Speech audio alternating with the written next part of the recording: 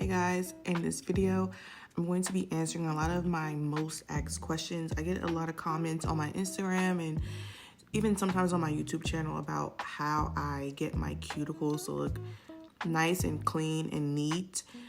So I'm going to show you guys what I do, what I use. First, let's get right into it. First, I use a cuticle pusher. I use a metal cuticle pusher. I know a lot of people use a wooden one, which is okay as well. The good thing about the wooden ones is you can just throw them right away.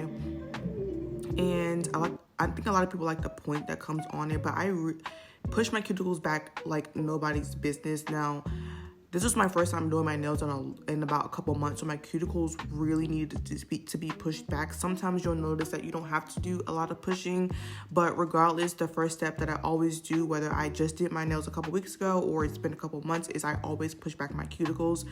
Also, before I move forward, that X on that popped up on the screen a couple seconds ago is how you are not supposed to hold your drill bit, because that can cause the indentation and the rings of fire.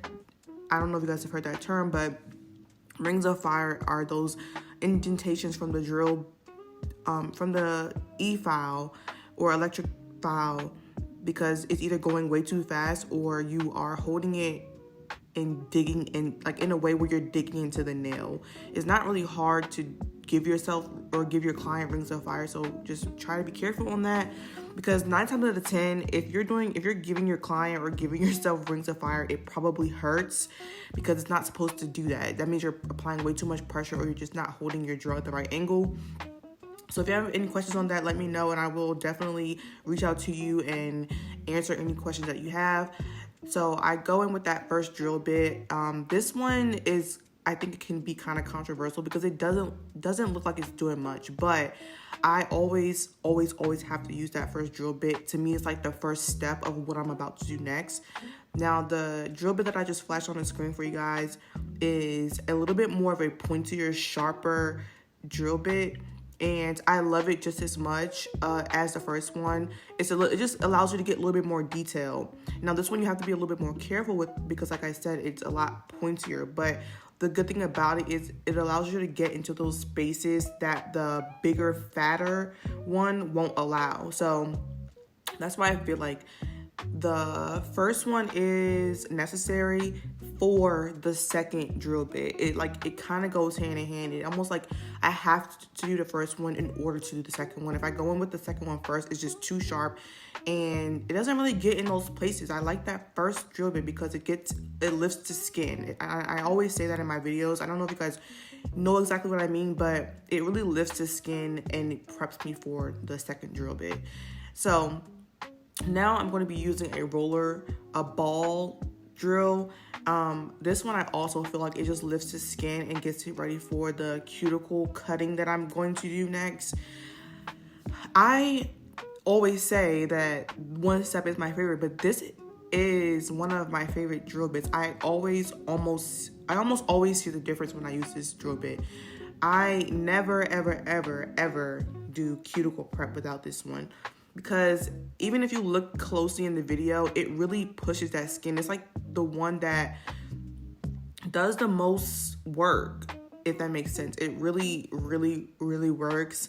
Again, I get a lot of questions about my cuticles, so I really thought I would slow this down and really show you guys how I almost in a way elongate my nail beds. I know that sounds crazy because it sounds like I'm kind of making my nails grow, but in a way I kind of am, because I am pushing back skin and getting rid of dead skin to make the appearance of my nail beds look a little bit longer. So that is what I mean when I say I make my nail beds look longer, or if you want longer nail beds, 9 times out of 10, you'll get that look by just doing great cuticle prep. So it's very necessary to do cuticle prep. Now, I use these nippers.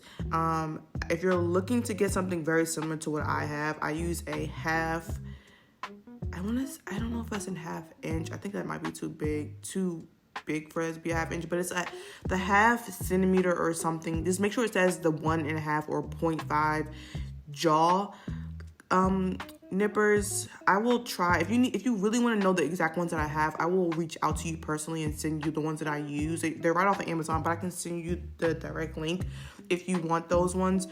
But I love these ones. They're so sharp and they just get the job done. They're not too sharp. They're like just sharp enough to where you won't like hurt yourself or hurt someone else. So I love these nippers. Every time they get dull, I know like people sharpen their nippers, but every time they get dull, I just order the same one constantly. It's been like 2 or 3 years of me using these same exact nippers. I am obsessed with them. So once I cut, I always push my cuticles back again, because if you need to get any extra skin or cut any extra skin, this is where you'll do it, by pushing your cuticles back a little bit more. Now, sometimes you don't have to go back in with the nippers, but then sometimes I do. It just really depends on how long it's been since I've done my cuticles. But that is pretty much what I do for my cuticles. Here's like a before and after picture of me cutting my cuticles. Like that little skin, that dark line there is what I remove when I cut my cuticles. And then I just do that to alternate my nails. And I love cuticle prep. It's like one of my favorite, I always say this in my videos as well, it's like one of my favorite steps of doing nails, because I get so many clients that sit in my chair and they say, I've never had my cuticles done. Like very recent, I've had that happen. Like to a lot of my clients, they say they never had their cuticles done, or it makes them super nervous to get their cuticles done because they've sat in a lot of people's chairs where they're overcutting and it just makes the experience so uncomfortable. So I always preach this in my videos as well, is that you want to make sure you're not overcutting, because the thing with cuticles is you'll notice the more you get them done, or the more you do, what is the word? The more you maintain your cuticles or your client's cuticles, is the better it gets. It's not something that can be done all in one setting, especially if you're taking into consideration of like the pain level, because sometimes it's not the most comfortable, especially if the cuticles have never been touched. So I'll get clients that say like they don't want them touched because they have bad experiences. So my advice is just not to overcut, just work on it little by little every time. And then you'll notice by like the 3rd or 4th appointment where the cuticles are in perfect condition. You might not even have to do much to the cuticles, after the 4th or 5th appointment. So yeah, again, I always push them back just to make sure I got all of that extra skin that doesn't really need to be there.